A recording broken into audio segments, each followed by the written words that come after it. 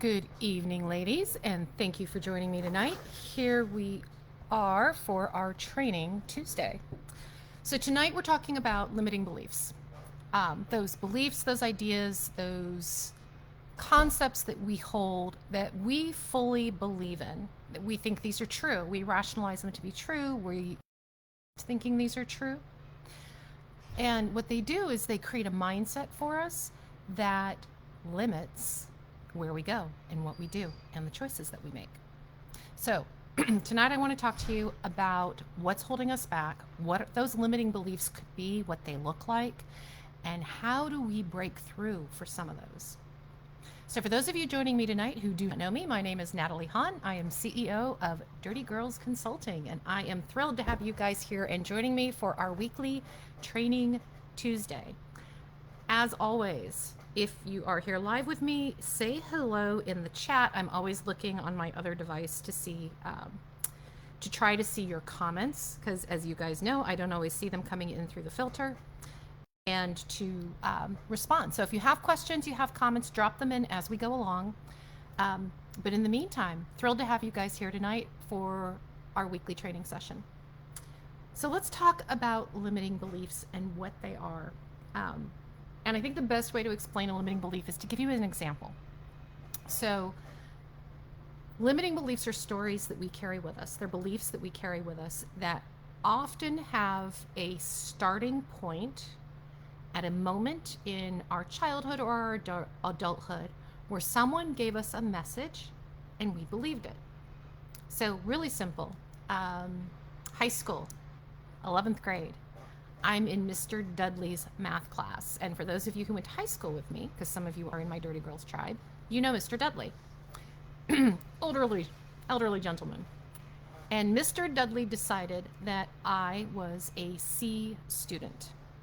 There was nothing I could do in Algebra 2 to do anything but a C. It didn't matter whether I aced the quiz or failed the quiz. I always got a C.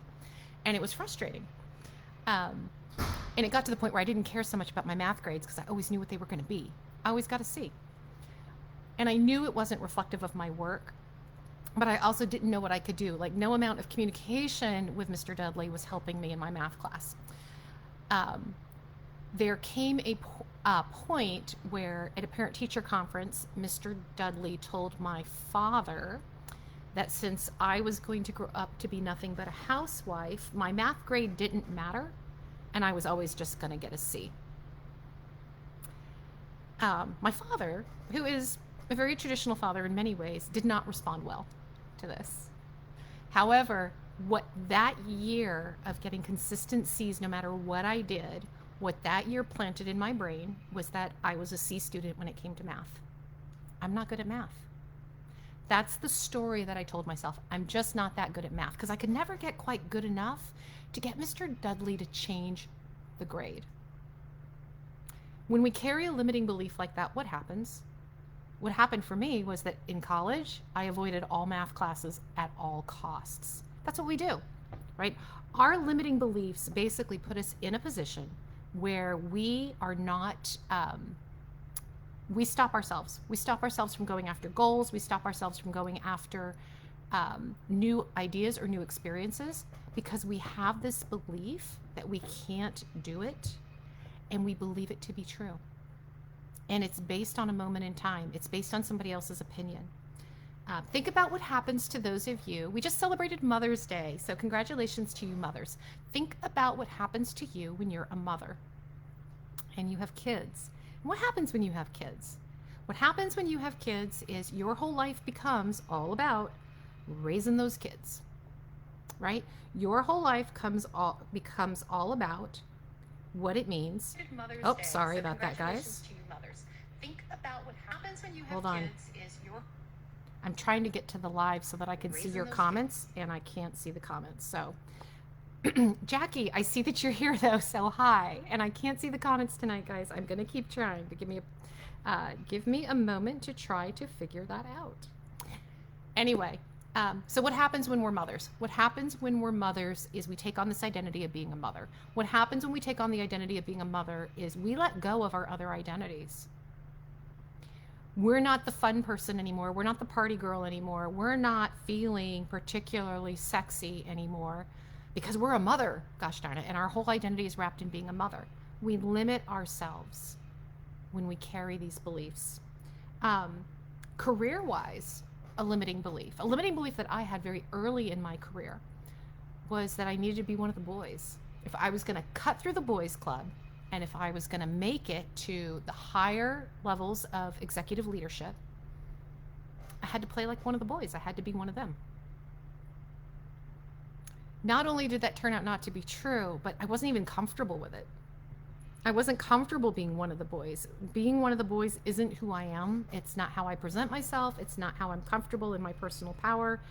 And so it became a challenge for me to try to show up as a leader in a way that was wholly uncomfortable for me. But I had this belief that if I didn't figure out how to make the jokes, talk the talk, hang out with the guys and be one of them, that somehow I just wasn't going to be able to make it.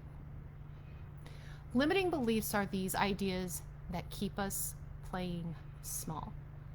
And that's why we have to pay attention to them. And a lot of limiting beliefs we have, we don't think twice about.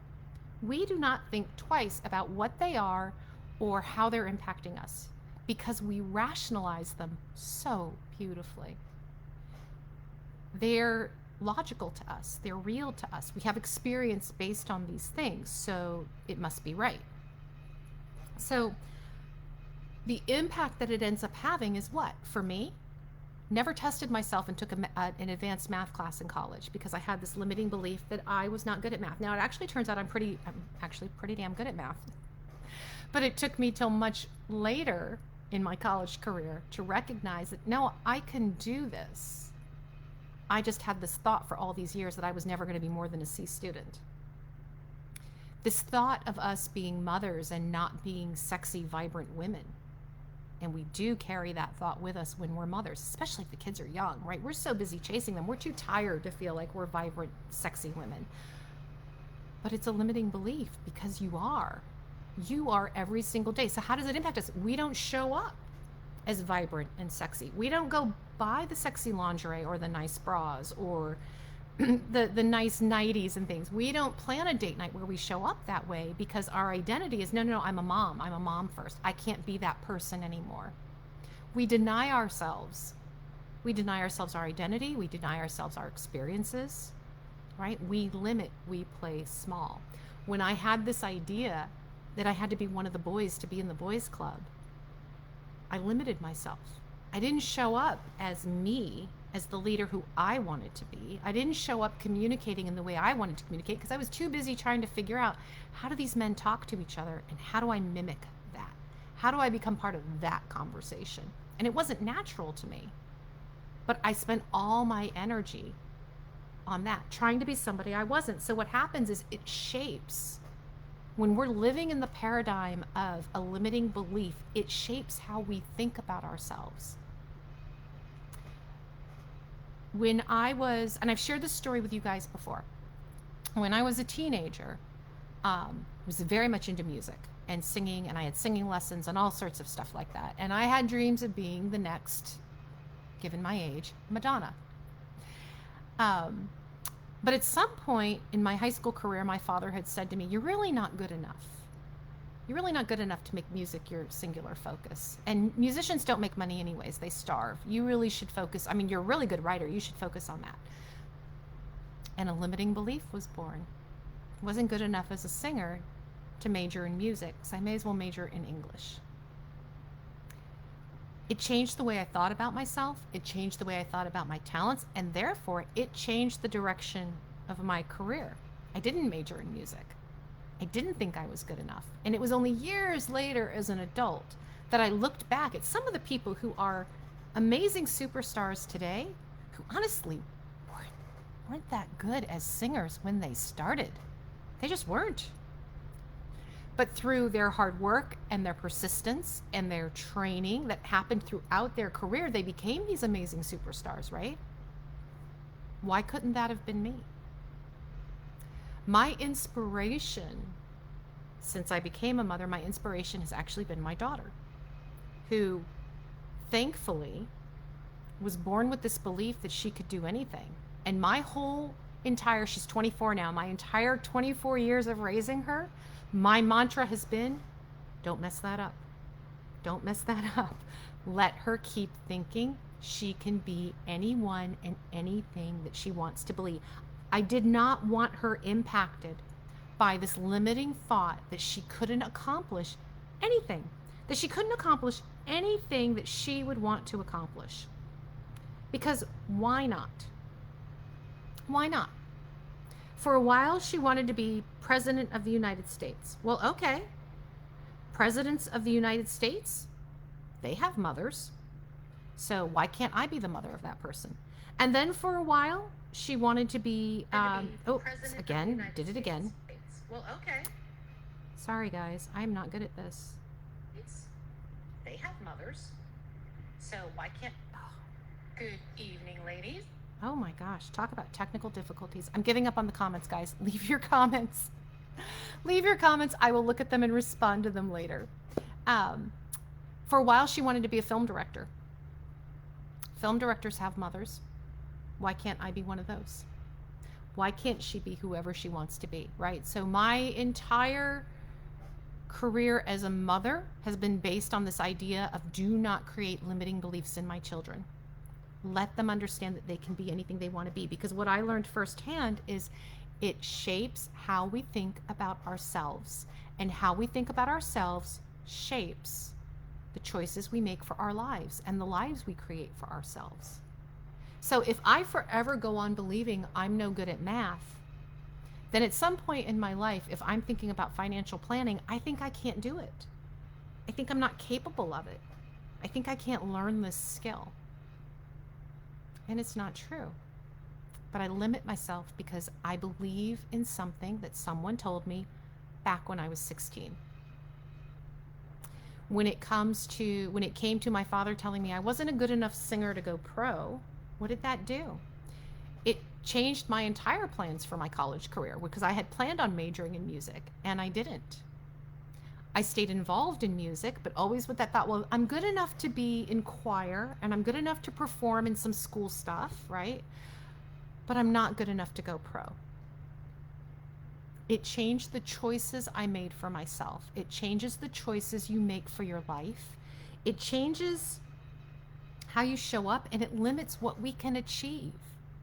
When we hold on to these limiting beliefs, these ideas that other people give us about who we are, about what we're capable of, and how we show up, it impacts everything. And that's why I think it's such an important topic for us to talk about tonight, right? These limiting beliefs, and how do we bust through these?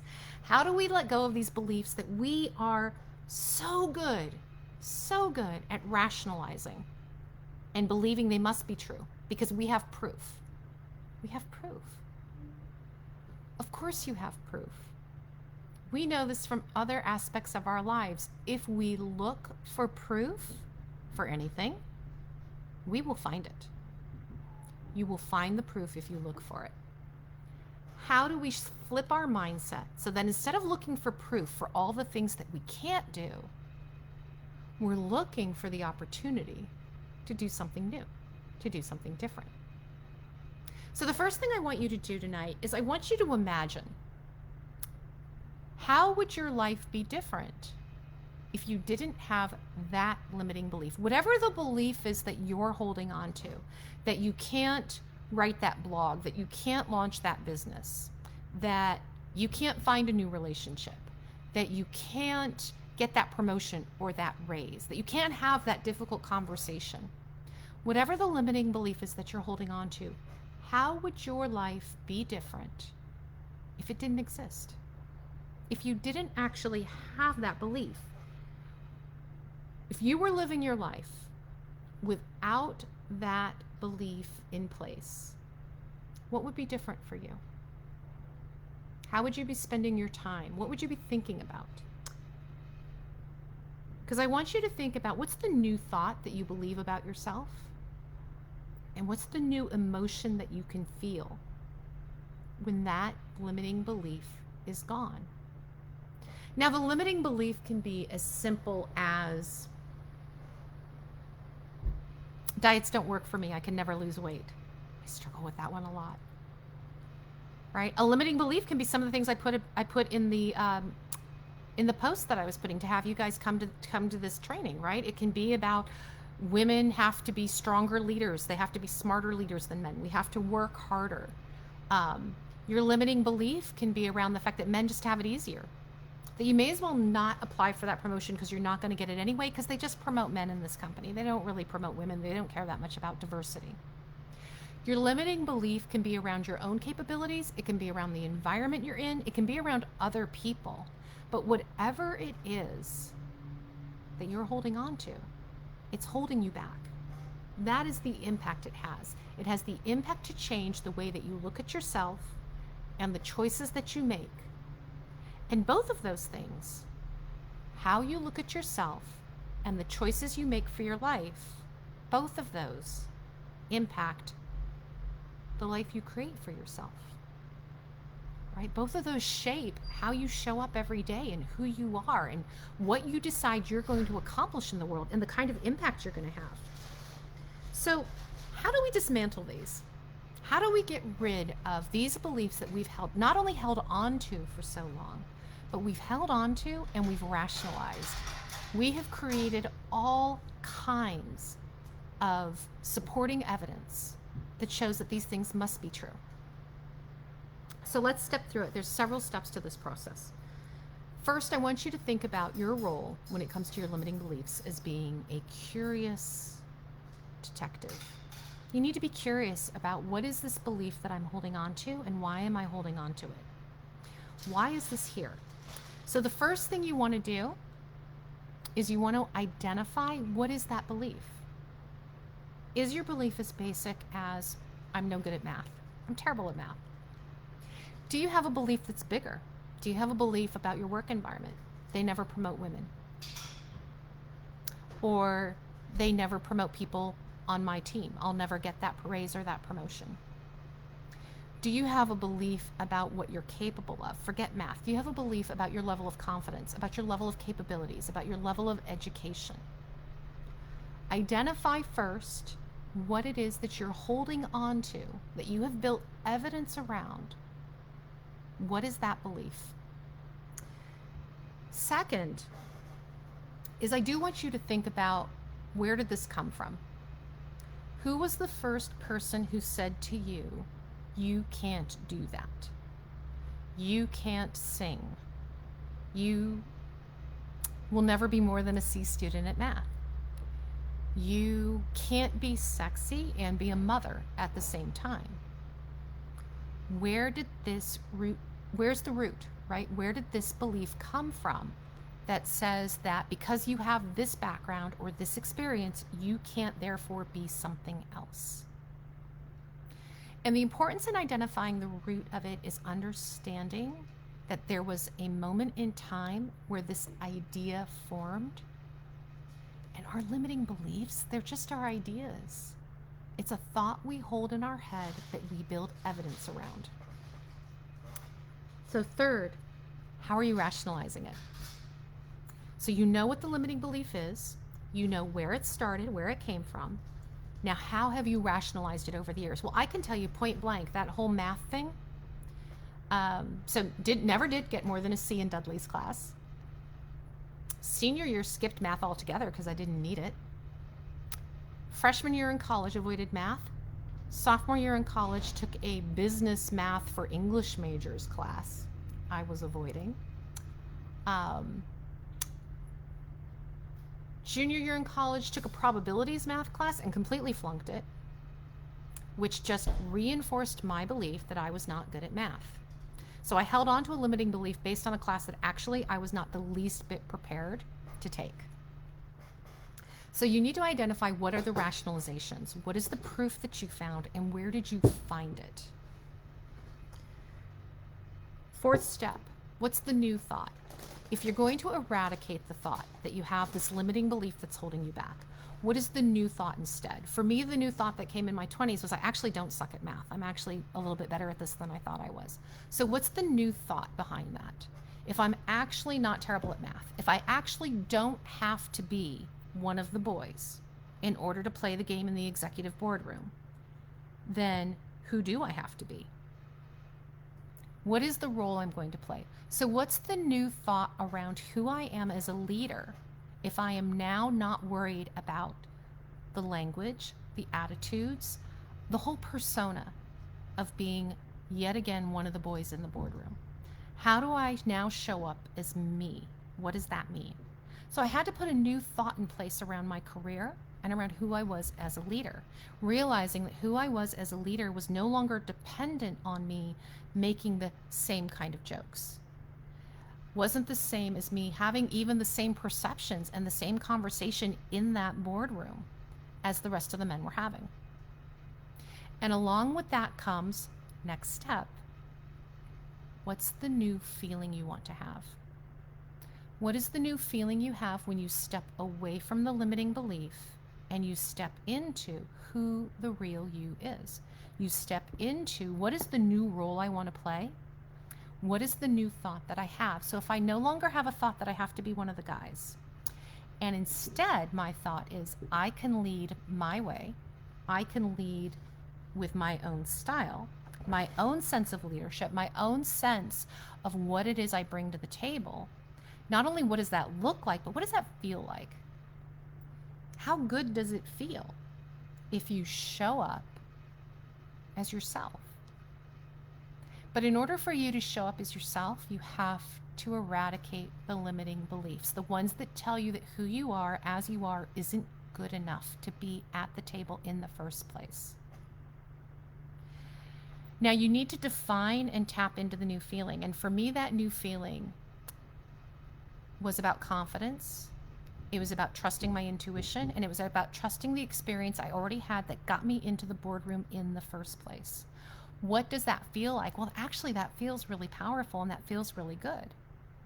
It actually feels like I might have some ideas that other people hadn't thought about, specifically the other men in the room hadn't thought about, because they're looking at it from a very different perspective from me. As a woman, as a mother, as a sister, as a daughter, as somebody who was the sole female in the boardroom, I had a different perspective around what was going on. I had a different perspective about what was happening with my team and with other departments. That was something unique I could bring to the table if I wasn't afraid to use my voice and speak up. The limiting belief had me thinking I had to speak and act and think like everyone else in the room. The new belief was, the ideas that I have today, they're enough. They're good enough. And even if no one else in the room agrees, they're still good enough. So it's tapping into that new feeling of confidence that I trust myself. How do you get there? What do you do to get there? That's the hard part in this entire process. Because here's the thing, when we have a limiting belief and we've built up years of rationalization for why that belief is what it is and why we've bought into it, we have ingrained reactions, right? We have ingrained emotions around that limiting belief. So when we step outside of it, it feels really uncomfortable. How do you step out of this discomfort? You step out of the discomfort by tapping into the new feeling. How do you tap into the new feeling? Is by stepping into the new action. Easier said than done. Sometimes we have to generate the feeling before we're comfortable enough to take the action. So what I want you to think about is, what are other things you can do to generate that feeling? What are the things that make you feel confident? What are the things that make you feel happy? What are the things that make you feel completely alive and in alignment with your convictions? So it could be that as you're stepping into a meeting and you have to speak up, you're going to present an idea, you're going to present a new plan, a new project. It doesn't matter what it is, but you're presenting something new that you have to take a stand and present your idea regardless of what the attitudes and ideas of the rest of the room are. What can you do to shift your energy so that you're tapping into that emotional state, that you're already in the new spot and the new belief? Sometimes it's listening to music. Put on your favorite tunes and jam out to that. Sometimes it's meditation. Sometimes it's talking to a friend. Whatever it is, that helps you tap into that energy and lights you up so that you have faith in your knowledge, your experience, and your intuition. Those are the 3 keys you've heard me talk about several times before. Every Training Tuesday, I use those 3 words: knowledge, experience, and intuition. When you use those 3 key levers, you are stepping into your leadership. Use those to step into your new belief about yourself. And then the last step in this process is the awareness. It's the catching yourself. When we've held on to a limiting belief for as long as we have, and we're talking about years of conditioning, years of patterns and of emotional reactions to those patterns. It's not something that you wake up today and go, oh, you know what? I don't actually suck at math after all. I don't actually have to play this game that the men play in the boardroom after all. But having that aha moment doesn't just kill all of the habits and patterns that you've had for the last 10, 20, 30 years. You have to keep an eye on it, right? So it's the awareness of when you're falling back into that pattern. It's the awareness of when you are triggered in that moment that the old feeling and the old emotion and the old pattern comes up. That awareness just takes practice. It just takes you tapping back into what's the new thought I'm going to have. I don't have to play like the rest of them. And what's the new emotion I want to have? Confidence, alignment with my knowledge, my experience, and my intuition. And getting yourself to that place. And you're going to catch yourself falling into old patterns when it comes to these limiting beliefs frequently the first 25 times that you try to break the pattern. And that's just what happens when we break old ingrained patterns. The important part is to recognize that when you have the awareness of it, that's when you can move forward. That's when you start to make the small changes, one at a time, that take you forward into the new thought, into the new behavior that then leads to the new opportunity. So I want you to remember these old patterns. You've had them for years and often for decades. They've been fed to you. Limiting beliefs have been fed to you by other people. They've been fed to you by other experiences, other people's ideas, other people's perceptions. You have adopted them as your own. And then you've gone out and you've found the evidence in the world around you to support that. And that has kept you in this very small world where you're not stepping into the things that you truly want to try, that you're not stepping into the new ideas, the new adventures, the new creativity that you truly want to do to create the life that you imagine. Because somewhere in the back of your head, you're telling yourself, I can't. I'm not capable of this. It's not practical. It's not reasonable. It's not in my wheelhouse. Pick your phrase. We use them all the time. So I want you to think about this opportunity in that way, as I talked about earlier in that way that you think about the fact that as you're a mother, as you get older, as you take on this new identity, as this new, mature, confident person, that somehow you're no longer young or fun or sexy or free. Why can't you be both?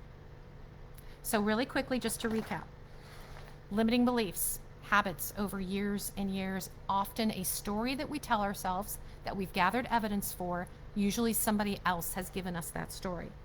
So what do? You identify first what the limiting belief is.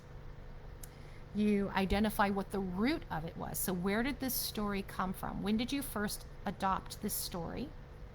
How do you rationalize it? What were the proof points that you found that said, this is the story that is true for me? What's the new thought you want to have? What's the new thought that says, actually, this story doesn't have to be true for me anymore? How real is the evidence that I found? How consistent is that? What's the new thought? What's the new emotion? How do you tap into that emotion? And then the awareness. You keep working at it.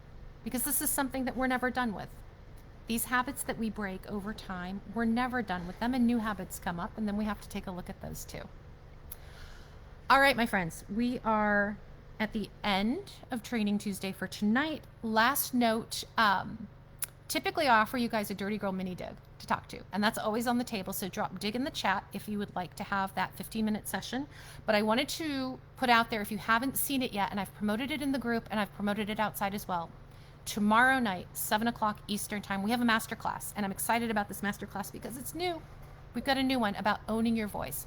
How do you speak up? How do you speak out? And how do you speak powerfully? So this is all about using our voice. We've talked about this a lot on Training Tuesdays, right? Why we don't speak up, why we don't share our opinions, why we don't ask questions.